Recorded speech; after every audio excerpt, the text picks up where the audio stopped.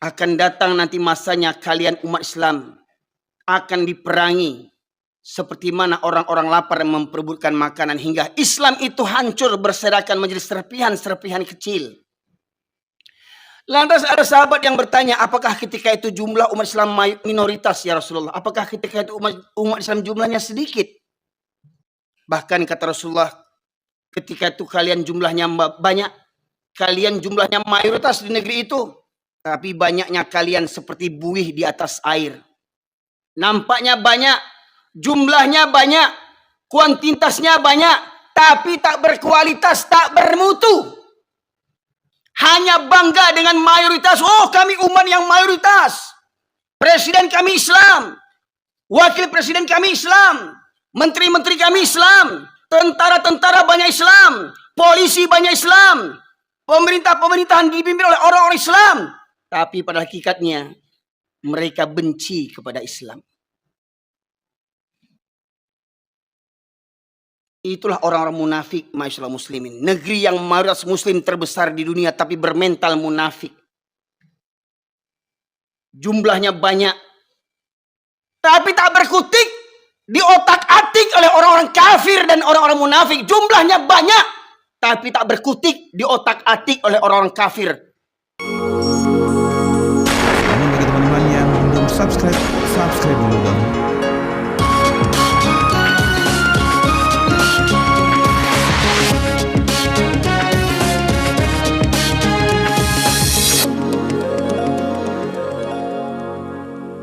Bismillahirrahmanirrahim. Warahmatullahi wabarakatuh. Alhamdulillah, nahmaduhu wa nasta'inuhu wa nastaghfiruh. Wa na'udzu billahi min syururi anfusina wa min sayyiati a'malina. May yahdihillahu fala mudilla lahu wa may yudlilhu fala hadiyalah. Asyhadu an la ilaha illallah wahdahu la syarika lah. Wa asyhadu anna Muhammadan abduhu wa rasuluhu alladzi la nabiyya ba'dah. Allahumma salli wa sallim ala nabiyyina Muhammad wa ala alihi wa sahbihi ajma'in. Qala Allah ta'ala fil Qur'anil Karim, a'udzu billahi minasy syaithanir rajim. Ya ayuhan nasu taqu rabbakumul ladzi khalaqakum min nafsin wahidah. Wa khalaqa minha zawjaha wa batha minhuma rijalan katsiran wa nisaa. Wattaqullaha alladzi tasaaluna bihi wal arham. Innallaha kana 'alaikum raqiba. Wa qala ya ayyuhalladzina amanu taqullaha haqqa tuqatih wa la tamutunna illa wa antum muslimun. Amma ba'du ma'asyiral muslimin, usikum wa iyaya bitaqwallah faqad fazal muttaqun. Kama qala Allah Ta'ala, inna akramakum indallahi atqakum. Ma'asyiral muslimin, jamaah Jumat rahimakumullah. Bersyukur kita kehadirat Allah Subhanahu wa taala karena sampai detik ini Allah masih melimpahkan berbagai nikmatnya kepada kita sekalian. Terutama nikmat iman dan Islam, nikmat kesehatan dan kesempatan, hingga dari sekian banyak hamba Allah yang mengaku beriman, dari sekian banyak hamba Allah yang mengaku beriman, Allah pilih kita di antara mereka yang meringankan langkah kakinya, menghadirkan ruh dan jasadnya, menyahut seruan Allah Subhanahu wa taala untuk menghidupkan hati demi meraih kebahagiaan dunia dan di akhirat. Salawat dan salam kita aturkan kepada junjungan kita Nabi besar Muhammad sallallahu alaihi wasallam yang dengan diutusnya beliau menjadi rahmat bagi seluruh sekalian alam. Masyaallah muslimin, tema khutbah Jumat kita pada kesempatan kali ini membahas seputar wabah virus penyakit al-wahan yang merebak di tengah-tengah kaum muslimin. Dulu beberapa tahun yang lalu kita diguncangkan dengan wabah virus corona hingga akhirnya masjid-masjid ditutup, bahkan pelaksanaan ibadah haji dan umroh pun ditiadakan. Begitu takutnya manusia menghadapi kematian. Namun anehnya Di masjid orang berjarak bermeter-meter, tetapi di pasar mereka tidak ada batasnya.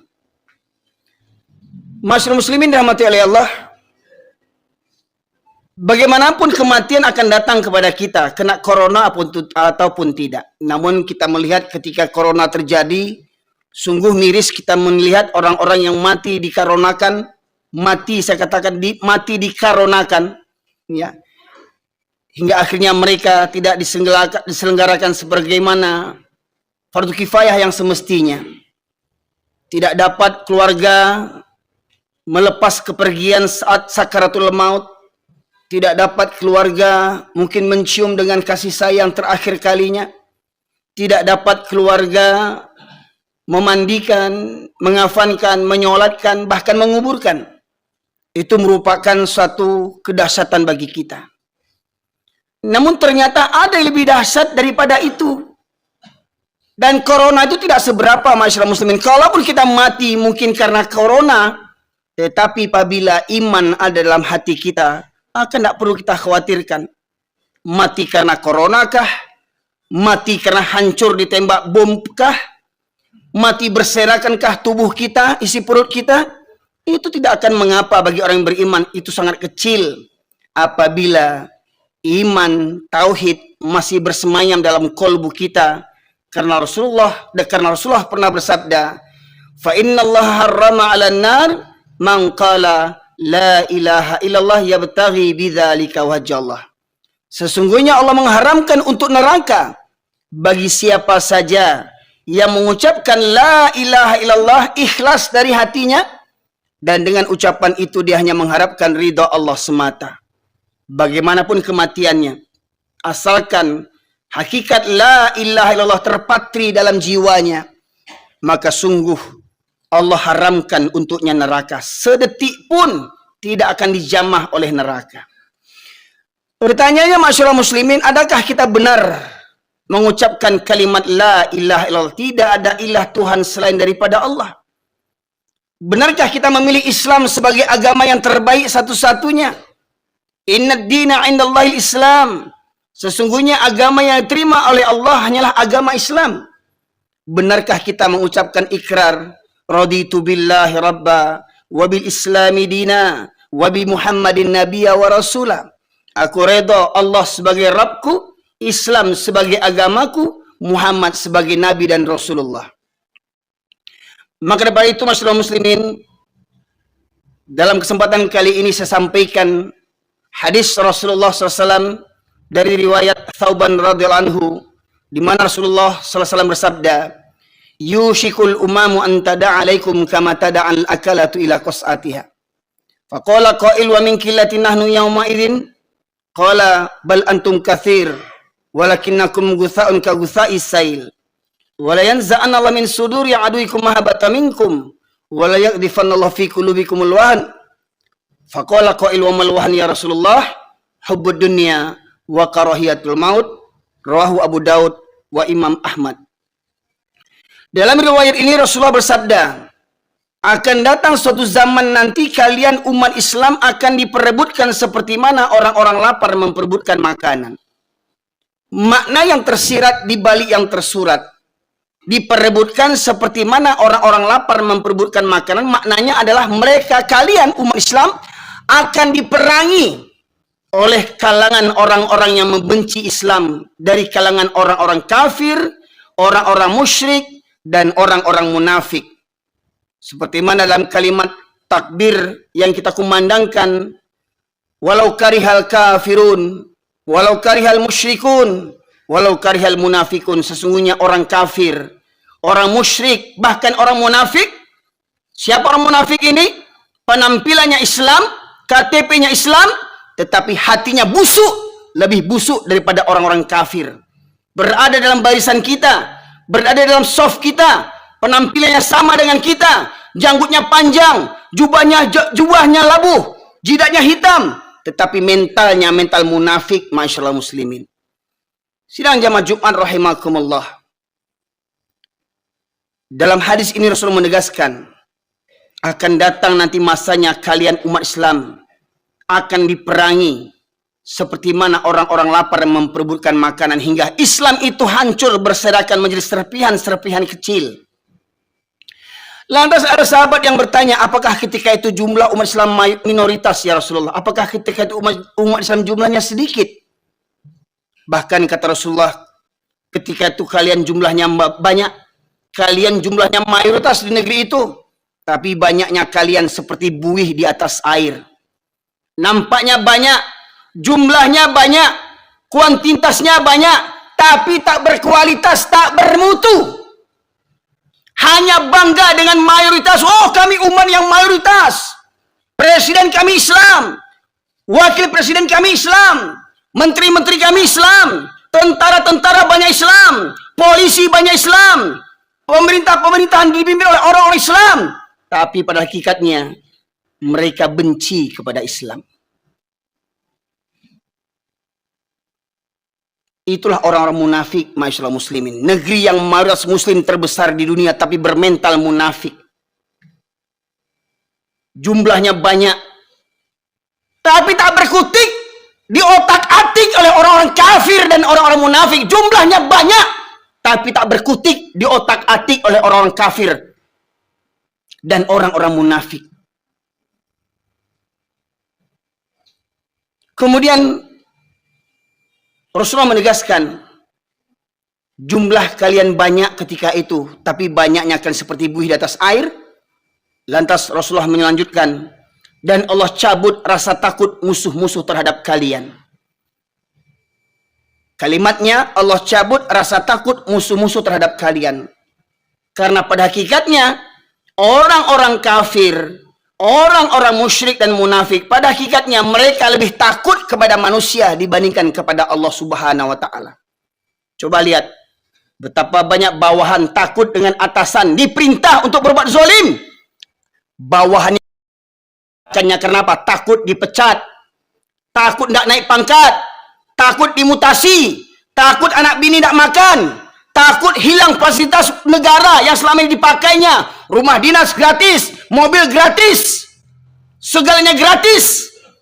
Demi itu mereka mau taat kepada atasannya, tetapi mereka tak takut kepada Allah Subhanahu wa Ta'ala.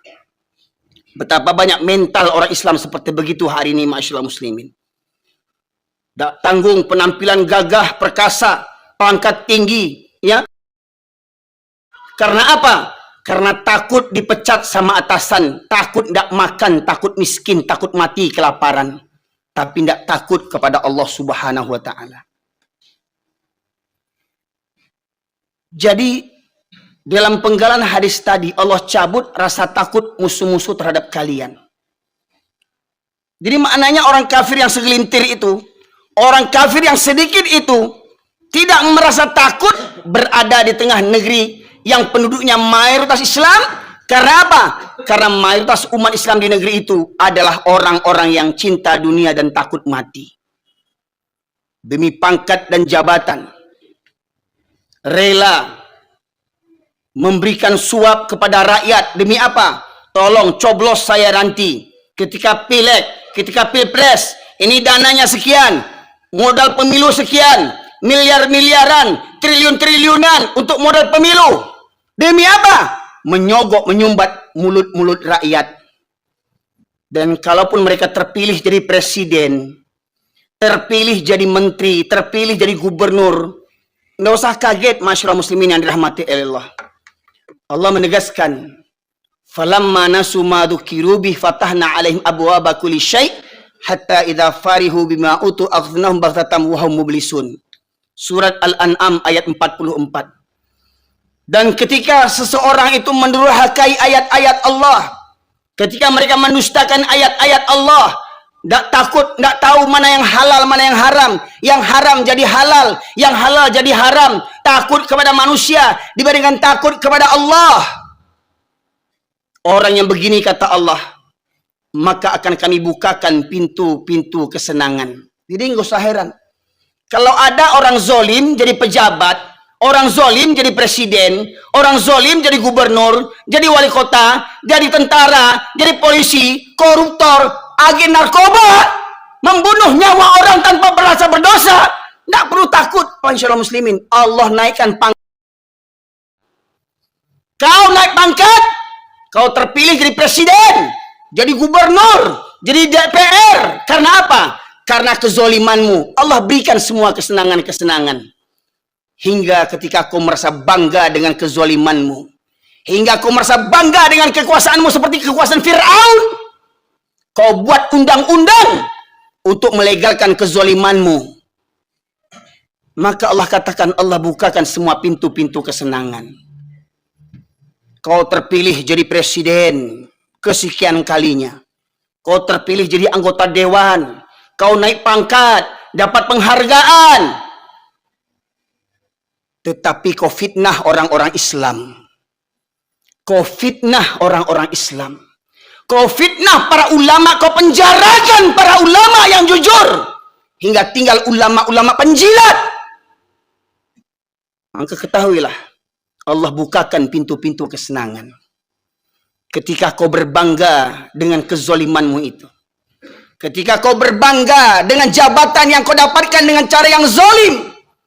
Maka kata Allah, maka akan kucabut nikmat itu secara tiba-tiba. Hingga engkau terdiam berputus asa. Pertanyaannya, masihkah orang Islam di negeri yang mayoritas ini beriman kepada Allah Subhanahu wa Ta'ala? Masihkah mereka beriman ada hari perhitungan? Masihkah mereka beriman ada hari pengadilan yang maha adil? Tidak seperti pengadilan di dunia ini, hukum bisa dibeli, jaksa, pengacara, hakim, penegak hukum, mereka yang melanggar hukum. Masyaallah muslimin, seakan-akan mereka merasa dunia inilah selama-lamanya hidup di dunia. Dan seakan-akan mereka tidak percaya ada hari pengadilan. Ada raja di atas raja, ada penguasa di atas segala penguasa. Allah Subhanahu wa Ta'ala yang maha adil. Cepat atau lambat orang-orang zalim ini akan dimusnahkan oleh Allah Subhanahu wa Ta'ala. Tidak di dunia, pasti di akhirat. Kemudian masyarakat muslimin yang dirahmati Allah, berkaitan tentang penggalan hadis tadi yang berbunyi, Allah cabut rasa takut musuh-musuh terhadap kalian. Terungkap kemakar daripada orang-orang kafir. Disampaikan oleh Dr. Jazri, seorang ketua DKM Masjid Jogokarian, yang juga dipetik daripada buku misteri sholat subuh yang ditulis oleh Dr. Ragib Asirjani, seorang ulama dan cendekiawan muslim di Mesir. Terungkap perkataan seorang tokoh Yahudi bernama Goldamir. Apa kata mereka? Apa katanya? Kita orang kafir Yahudi tidak perlu takut kepada umat Islam. Selagi umat Islam masjidnya di waktu subuh tidak seramai seperti waktu sholat Jumat. Selagi masjid-masjid umat Islam di waktu subuh tidak seramai seperti waktu sholat Jumat. Jadi mereka mengukur kekuatan umat Islam itu diukur daripada kekuatan dengan keadaan jamaah sholat subuh. Mereka mengukur kekuatan umat Islam dari kehadiran kaum muslimin waktu sholat subuh. Karena pada hakikatnya mereka pun beriman akan hadis yang sampaikan Rasulullah. Dua sholat yang berat bagi orang munafik adalah sholat isya dan subuh berjamaah. Kalau sholat Jumat laki-laki bisa hadir. Penjudi datang hari ini. Pecandu chip datang hari ini. Orang zolim koruptor datang hari ini. Sholat Jumat di mana-mana masjid mereka datang hari Jumat. Namun mereka berat datang sholat subuh berjamaah rutin, secara rutin. Karena kata Rasulullah, dua sholat yang berat bagi orang munafik adalah sholat isya dan subuh berjamaah. Sebagaimana kata Buya Hamka, kalau kau ingin melihat orang Islam, lihat waktu sholat hari raya. Laki-laki perempuan pendosa keluar semuanya.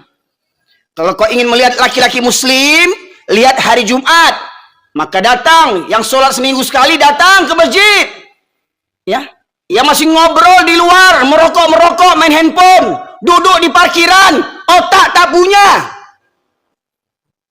Islam 7 keturunan tak mengerti juga lagi, masuk kau ke masjid. Karena ketika khotib sudah naik mimbar Malaikat yang menjaga pintu masjid mencatat para yang hadir. Malaikat menutup bukunya dan duduk mendengarkan khutbah. Ini masih banyak di masjid-masjid kita saksikan. Sambil merokok, duduk di parkiran, main handphone. Orang khutbah sudah dijalankan. Pertanyaannya, lah baru lama masuk Islam. Batosat karihna kaji. Lunak kaji itu untuk orang yang baru masuk Islam. Ya, belunak-lunak kaji. Ini udah Islam 7 keturunan, tak mengerti juga lagi. Di mana otakmu? Maka kata Allah, afala ta'qilun? Afala tafakkarun? Apakah kamu tidak menggunakan akalmu? Apakah kamu tidak berpikir? Suka berlambat-lambat datang ke masjid hari Jumat.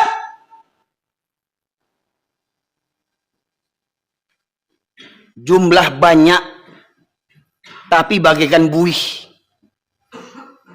Bahkan kita melihat masih ada orang Islam yang keluyuran. Bawa angkot, bawa mobil, bawa motor kemana-mana. Sementara sholat Jumat sudah ditegakkan. Khutbah sudah dijalankan. Bagaimana mungkin ada orang Islam 7 keturunan sholat seminggu sekali. Kalau hari Jumat tidak sholat dia. Coba bayangkan. Oh, kareh benar kaji kau. Utak awak tu yang kareh. Hati awak tu yang kareh. Kata Allah. Khatamallahu ala qulubihim wa ala sam'ihim wa ala absarihim ghisyawatun wa lahum adzabun azim. Allah kunci mati hatinya, pendengarannya dan penglihatannya, baginya azab yang pedih. Juga Allah menegaskan kepada orang-orang yang tidak tergerak hatinya ketika Allah memanggil dengan kumandang azan. Di masa sahabat ada namanya Abdullah bin Ummi Maktum. Menghadap Rasulullah, dia berkata, "Ya Rasulullah, engkau tahu aku ini orang tua yang buta." Abdullah bin Ummi Maktum, orang tua lagi buta. "Aku tinggal sebatang kara. Rumah jauh dari masjid. Dari rumah menuju ke masjid jalan berliku-liku dan banyak binatang berbisa. Ada 6 kendalanya. Yang pertama, dia buta. Yang kedua, tua. Yang ketiga, tinggal sebatang kara. Yang keempat, rumah jauh dari masjid. Yang kelima, jalan berliku-liku. Yang keenam, banyak binatang berbisa di perjalanan." Meminta menghadap kepada Rasulullah, "Ya Rasulullah, bolehkah aku sholat di rumahku?" Apa kata Rasulullah? "Apakah engkau mendengar seruan azan?" "Dengar ya Rasulullah." "Maka tidak ada keringanan bagimu untuk sholat di rumahmu." Orang tua buta tak dapat keringanan sholat di rumah. Pertanyaannya, orang yang masih muda, mata sehat, rumah dekat, kendaraan banyak, anak banyak, menantu banyak, cucu banyak, kemenakan banyak, rumah bertetangga dengan masjid, berkumandang azan, tak berangkat ke masjid. Apamu yang buta? Apamu yang buta? Subuh tadi, kemana para laki-laki kaum muslimin? Subuh tadi, berapa banyak yang hadir ke masjid? Masyaallah muslimin, subuh tadi, berapa banyak yang hadir ke masjid?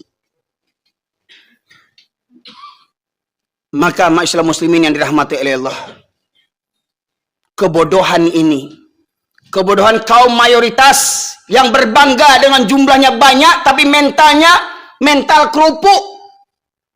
Jumlah mayoritas tapi mental minoritas. Jumlah mayoritas tetapi diatur oleh orang kafir yang minoritas. Diatur oleh orang kafir yang punya modal untuk kekuasaan. Demi pangkat dan jabatan, demi anak dan istri. Takut mati kelaparan, akhirnya apa? Menggadaikan iman dan akidah. Maka Rasulullah menegaskan, kalau seandainya mereka mengetahui keutamaan 2 sholat tadi, Isya dan subuh berjamaah, niscaya mereka akan mendatanginya walaupun dengan merangkak. Betapa banyak orang bisa berangkat pagi-pagi, subuh-subuh untuk ke kantor. Berapa banyak orang bisa pagi-pagi datang ke bandara, takut terlambat naik pesawat. Berapa banyak anak buah datang dipanggil oleh majikannya, oleh atasannya, siap walaupun jam berapapun, siap dipanggil oleh atasannya. Tetapi ketika Allah memanggil, mereka basi pakak, basi turiak, basi mada. Maka renungkan firman Allah dalam khutbah Jumat ini. Surat Al-A'raf ayat 179 yang sengaja di mana-mana saya sampaikan. Menggambarkan tentang kehinaan orang-orang Islam yang mengabaikan Al-Quran. Surat Al-A'raf ayat 179 Allah berfirman, A'udzubillahi minasyaitonirrajim. Walaqad dzara'na li jahannama katsiran minal jinni wal ins. Lahum qulubun la yafqahuna biha. Walahum a'yunun la yubsiruna biha. Walahum adhanun la yasma'una biha. Ulaika kal an'am bal hum adall. Ulaika humul ghafilun. Dan sungguh akan kami penuhkan neraka jahanam banyak dari kalangan jin dan manusia. Mereka yang memiliki hati tetapi tidak digunakan untuk merenungkan ayat-ayat Allah. Mereka memiliki hati, tidak ada rasa takut kepada Allah. Mereka memiliki hati, tak ada rasa tunduk patuh kepada Allah. Mereka memiliki hati, tak ada rasa cinta kepada Allah. Walahum a'yunun la yubsiruna biha. Mereka punya mata, tidak melihat pelajaran dari ayat-ayat kebesaran Allah. Gempa terjadi, tsunami terjadi, galodoh terjadi, longsor, banjir, berbagai macam musibah terjadi. Tidak juga menggerakkan hatinya untuk tunduk patuh kepada Allah Subhanahu wa Ta'ala. Tak mau mengambil pelajaran, tak mau mengambil hikmah, iktibar dari semua peristiwa kejadian alam. Walahum adhanun la yasma'una biha. Mereka yang punya telinga tetapi tidak digunakan untuk mendengarkan ayat-ayat Allah. Ada yang datang hari Jumat tetapi hatinya entah di mana-mana. Ada yang datang mendengarkan khutbah, tapi dia sibuk ngobrol di mana-mana. Ada yang tiduran, ada yang ngantuan, cuman pindah tidur, cari tempat yang bisa bersandar, tempat yang nyaman, cuman pindah tidur. Bangun-bangun orang sudah sholat. Ada yang punya telinga, masuk telinga kanan, keluar lagi dari kanan, tak tembus ke telinga kirinya. Tak berfungsi, tak bermanfaat kajian yang keras seperti begini. Karena apa? Karena hatinya lebih keras daripada kajian disampaikan, masyaallah muslimin. Saya ambil kesimpulan tadi. Punya hati, tidak ada takut kepada Allah. Punya mata, tak melihat bagaimana kemurkaan Allah. Punya telinga, tak bergeming hatinya ketika dipanggil Allah. Apa kata Allah di ujung ayat? Ulaika kal an'am. Mereka seperti binatang ternak, bahkan lebih sesat, lebih hina daripada binatang lagi. Pertanyaannya, yang rumahnya bertetangga dengan masjid, tidak berangkat ke masjid, manusia apa binatang? Orang yang kerja di masjid, contoh simpel mohon maaf, kuli bangunan, dapat proyek renovasi masjid, masuk waktu sholat, apa kata mandornya kepada anak buah? Hei, berhenti kalian kerja, jangan ribut, orang sholat. Orang pada sholat, kuli-kuli bangunan itu tak sholat. Pertanyaannya, kenapa? Karena kuli bangun itu bukan orang, dia kerja di masjid, tak tergerak juga hatinya untuk sholat, masyaallah muslimin. Bayangkan, tinggal berwudu masuk, sementara orang jauh-jauh datang ke masjid, orang sedang sibuk-sibuk datang ke masjid. Ini di masjid kerjanya, di masjid tetangganya, rumahnya berdekatan dengan masjid, berkumandang azan 5 waktu, tak berangkat ke masjid. Tapi kurang ajarnya, sekali ke masjid di depan imam tegaknya, sekali ke masjid di depan imam berbaringnya. Betapa kurang ajarnya, semasa hidup malas ke masjid. Sekali ke masjid berbaring di depan imam, tak ada adabnya. Itu manusia yang malas sholat, masyaallah muslimin. Maka orang yang tak peduli dengan keutamaan sholat berjamaah, orang yang tak tergerak hatinya dipanggil untuk sholat berjamaah 5 waktu. Ingat, bukan kata saya, firman Allah surat Al-A'raf 179. Mereka seperti binatang, bahkan lebih sesat, lebih hina daripada binatang lagi. Fa'tabiru ya ulil albab la'allakum turhamun. Allahumma salli wa sallim wa zid wa an'im wa tafaddal wa barik بجلالك وكمالك على زين عبادك أبي القاسم سيدنا ومولانا محمد صل وسلم ورضي الله تبارك وتعالى عن كل صحابة رسول الله عليهم أجمعين.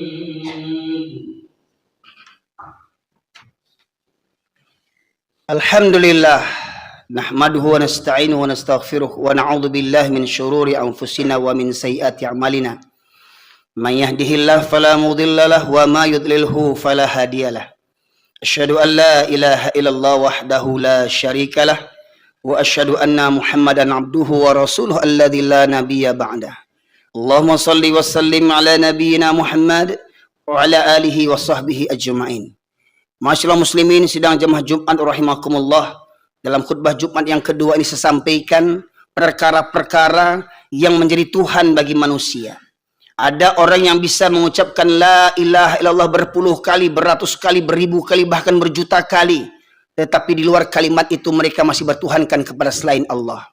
Di antaranya Allah sebutkan dalam surat At-Taubah, surat yang ke-9 ayat 24, Allah berfirman, A'udzubillahi minasyaitonirrajim. Qul in kana aba'ukum wa abna'ukum wa ikhwanukum wa azwajukum wa ashiratukum wa amwalun iktaraftumuha wa tijaratan takhsawna kasadaha wa masakina tardawnaha ahabba ilaikum minallah wa rasulih wa jihadin fi sabilih fatarabbasu hatta ya'ti Allah bi amrih innallaha la yahdil qaumal fasikin.